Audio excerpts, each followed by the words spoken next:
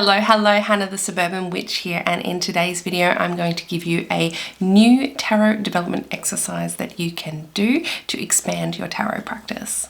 If you're new to my channel, I'm Hannah the Suburban Witch, an intuitive tarot reader and astrologer. I love bringing you my witchy content here on YouTube, and you can also find me on most of the social media networks as Suburban Witchery.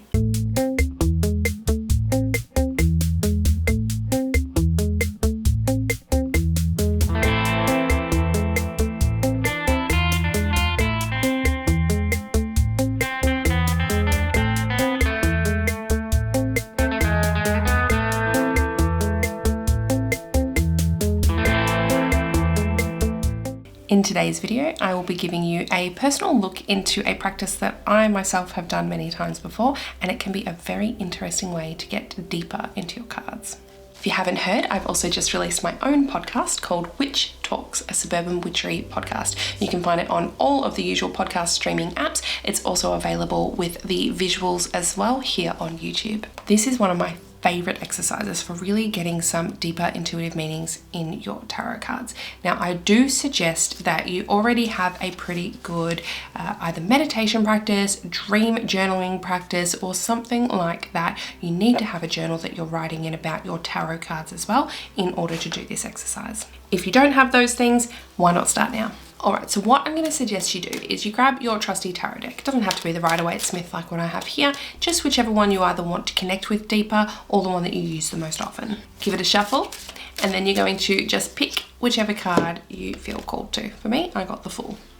Now, what you're going to do with that card is you're going to place it underneath your pillow tonight when you go to sleep. Go to sleep as usual.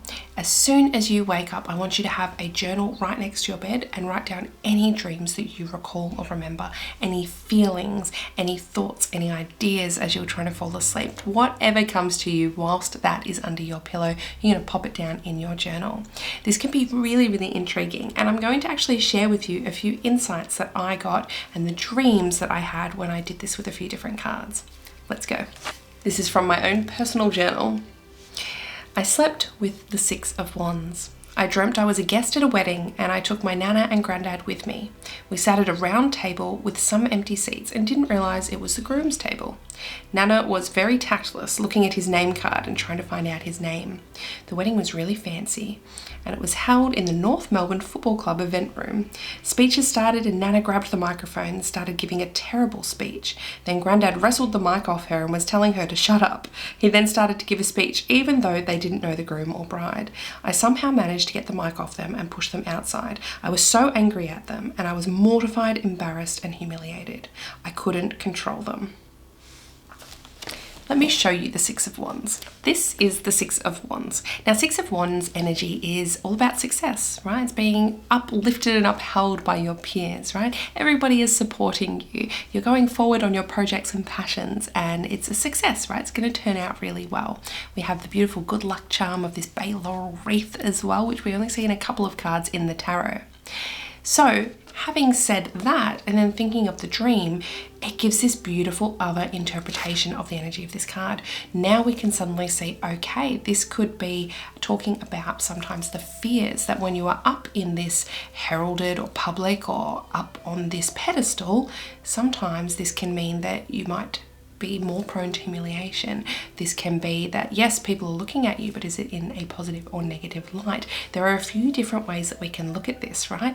As you are lifted up, you can't control how other people feel around you, act around you, that sort of thing, and they may negatively impact you as well.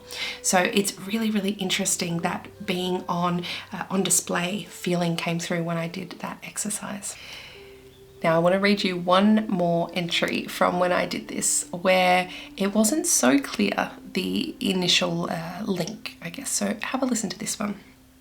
I slept with the Chariot. I dreamt that I helped pour gasoline in an underground nightclub and lit it on fire with a group of other women. As it caught fire, we ran screaming, pretending to be victims, not perpetrators. The club was beneath a skyscraper, and as the foundations collapsed, the building began to fall. People started jumping out the windows from up high. It was horrible. It continues on basically just saying that I escaped from the situation. And when I woke up, I remember actually being quite traumatized and thinking, do I need to stop this exercise. That was really intense. And this is just the Chariot, right? This isn't the Devil card or the Death card or the Tower card. Like, I would associate that more with the Tower energy rather than the Chariot. But when we reflect on these, when we look at these sorts of things, we can see deeper meaning. The Chariot is all about control, and the Chariot is all about you getting to choose which direction you take. You can use that for good. You can use that for bad. Sometimes you can make a choice and you have to deal with those consequences. Sometimes when we are in a car, it can start speeding off and it's really hard to put those brakes on once you've begun. So this is sort of the deeper levels that you can start to get in these cards based on your dream meanings. This is such a fascinating exercise to do, and one that I recommend you do every now and then. Don't go through all of the cards. It's not something you can do 78 of in a year. It's probably going to be a bit too intense and a bit much to take on. I'd just say do it every now and then just to tune in with one particular card and take that extra deeper level with your tarot practice. I'd love to hear how this goes for you. Please let me know in the comments. And if you can, please make sure to subscribe to my new podcast as well. I would absolutely love to hear from you. And I think you're all going to learn so much from it as well.